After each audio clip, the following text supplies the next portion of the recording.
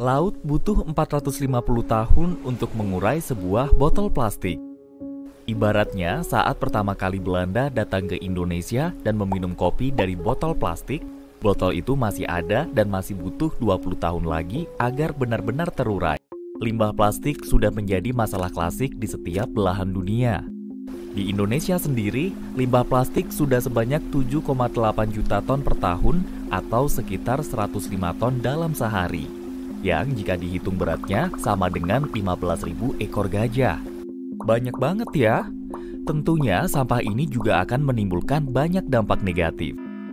Mulai dari kematian biota laut, masuknya plastik mikro ke dalam tubuh, hingga meningkatnya jumlah emisi di udara. Sampah plastik tak habis-habisnya mencemari Teluk Ambon. Bibir pantai yang selalu dibanggakan bahkan menjadi tempat pembuangan baru. Nelayan sekitar mengaku sampah plastik sering mengganggu aktivitas mencari ikan. Bahkan mereka pernah mendapatkan plastik dalam perut ikan. Memangnya kalau dengan jaring itu kalau untuk di Teluk Baguala ini itu banyak yang terjadi itu.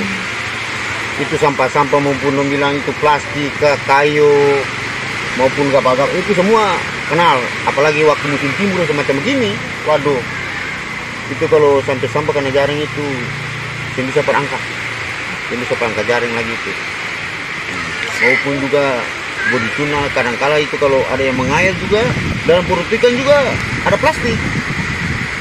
Ya itu kalau menurut saya itu ya pemerintah harus melihat hal ini kan, setiap desa itu kan harus memperhatikan.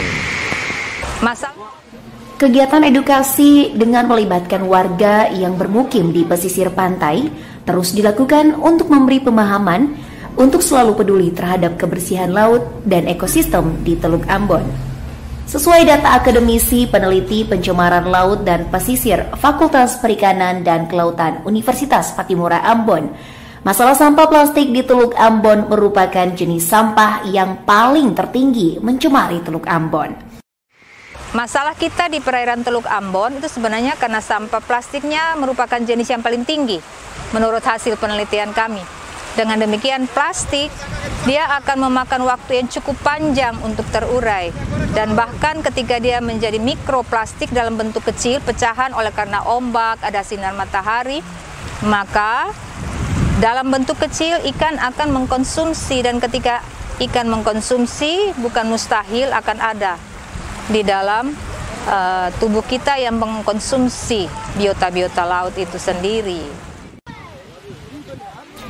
Indonesia merupakan salah satu penyumbang sampah plastik terbesar nomor 2 di dunia setelah Cina. Untuk itu butuh komitmen dan keseriusan semua pihak untuk menyadari bahaya sampah plastik bagi kehidupan masa depan lingkungan Indonesia.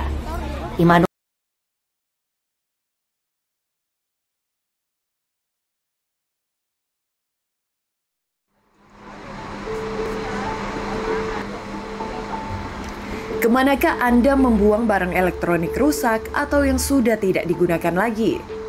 Jika dibuang sembarangan atau dikelola dengan cara yang salah, sampah elektronik berupa handphone, baterai kering, laptop, komputer, dan barang elektronik lainnya yang tidak digunakan lagi bisa berdampak buruk bagi manusia dan lingkungan. Misalnya, menyebabkan kerusakan ginjal dan paru-paru, serta mencemari air tanah sehingga tidak layak dikonsumsi.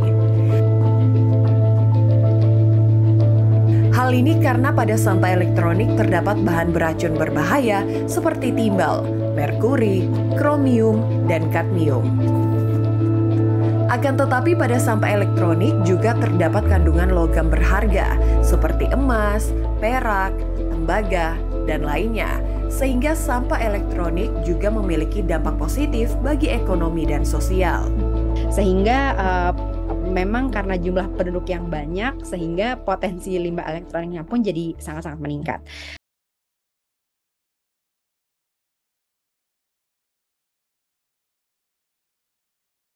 Bisakah dunia kehabisan makanan?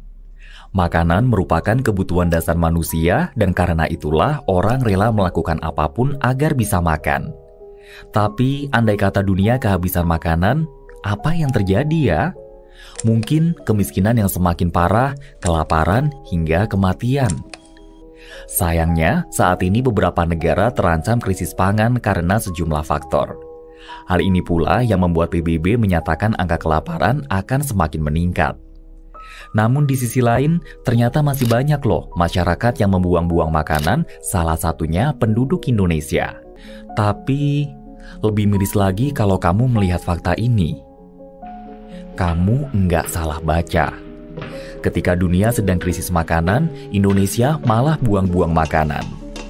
Bahkan, food waste di Indonesia masih termasuk sedikit dibandingkan China, India, dan Amerika Serikat. Sebab jika food waste mereka dijumlahkan, angkanya mencapai 179 juta ton per tahun. Tak heran, sekitar 17% makanan di dunia terbuang begitu saja.